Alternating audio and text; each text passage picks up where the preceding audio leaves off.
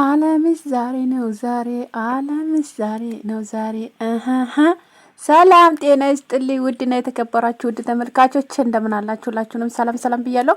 ይህን ቪዲዮ ላይክ፣ ሼር፣ ሰብስክራይብ በማድረግ ጀምሩት። እንኳን ደስ ያላችሁ ማለት ነው። ቡራና ሀይሚዬ እንግዲህ ትናንትና ያበደ ስጦታ ሰጥቷታል። እንዲሁም ደግሞ ታገቢኛለሽ የሚል ጥያቄ ሁላችሁም እንግዲህ ተደስታችኋል ማለት ነው።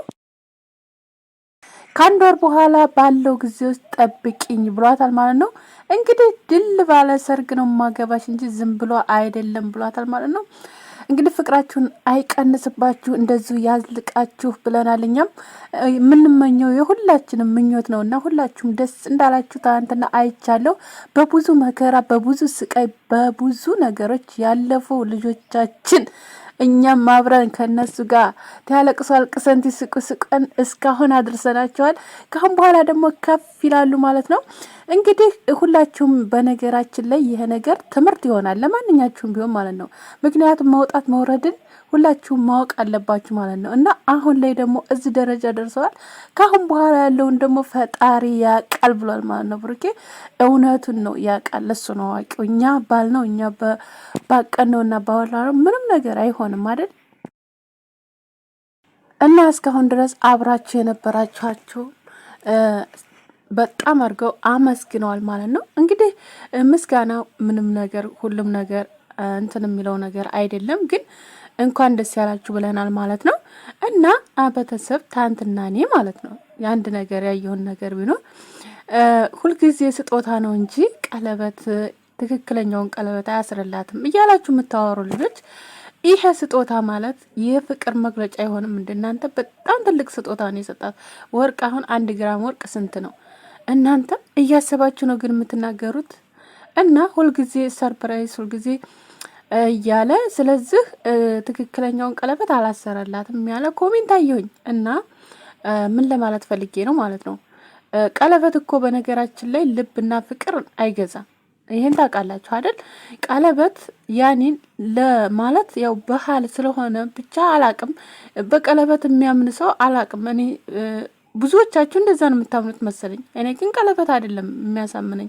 ዋናው የሰው ልጅ ምንድነው የሚያሳምነው? ልቡ ነው። ልቡን ሙሉ ለሙሉ ተሰጣት። የእሷ ከሆነ ቀለበት ሙላዚም እና ቀለበት ደግሞ ከአንድ 2 ጊዜ እያሰራላት ነው።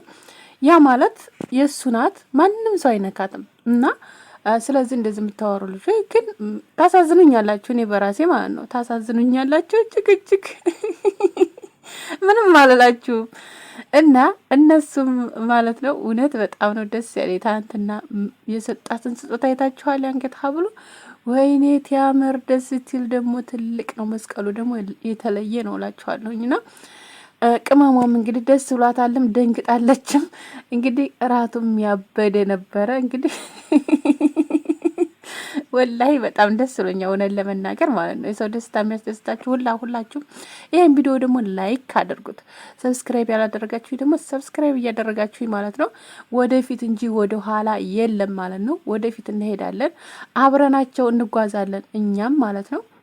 ስለዚህ እነሱን የምትወዱ የጨረቃ ፋሚሊ የሆናችሁ እኔንም ሰብስክራይብ እያደረጋችሁ ወደፊት እንሄዳለን ሁላችንም ማለት ነው።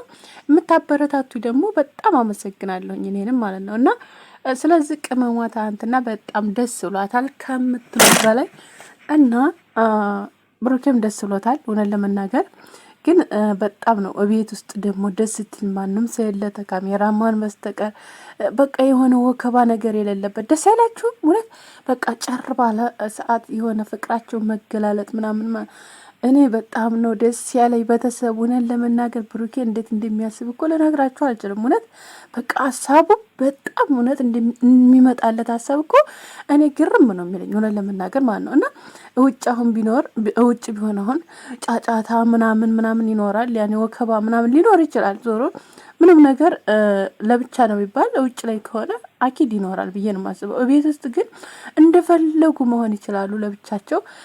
ቤቱን ራሱ ፏን ያደረገው እውነት ለመናገር ማለት ነው። እና በጣም ነው ደስ የሚለው ከምላችሁ በላይ በቃ የማጠብቁት ማንኛችሁም የማጠብቁት ነገር ነው ያደረገው። እውነት በቃ ወንድ ልጅ እውነት እኔ ሁልጊዜ ገልጠዋለሁ ልክ እውነት ትክክለኛ ወንድ ልጅ እናቱ የወለደችው የእናቱ ልጅ ነው እውነት ለመናገር ብሩኬ ማለት ነው።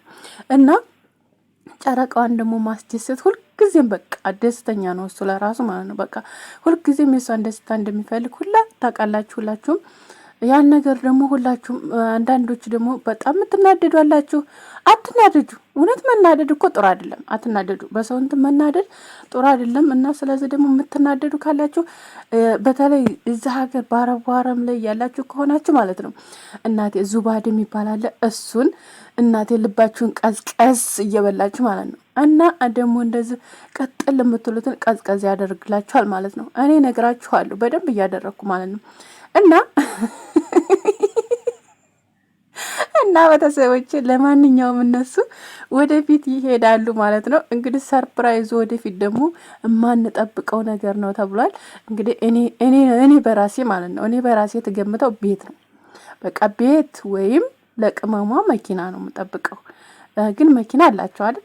ቤት ነው የምጠብቀው እውነት ለመናገር ማለት ነው ቤት እና ስለዚህ ቤት ሊሆን ይችላል ብዬ አስባለሁኝ። ብቻ ያሳካላቸው ያድርግላቸው። እውነት ለነሱ መልካም ነገር የምታስቡ ሁላ አሚን ብላችሁ ተቀበሉ ማለት ነው። እና አሚን ብላችሁ ተቀበሉና ማለት ነው። እናየዋለን ወደፊት ይሄዳሉ። እኛም አብረናቸው እንሄዳለን። እስካሁንም አለን፣ አሁንም ወደፊት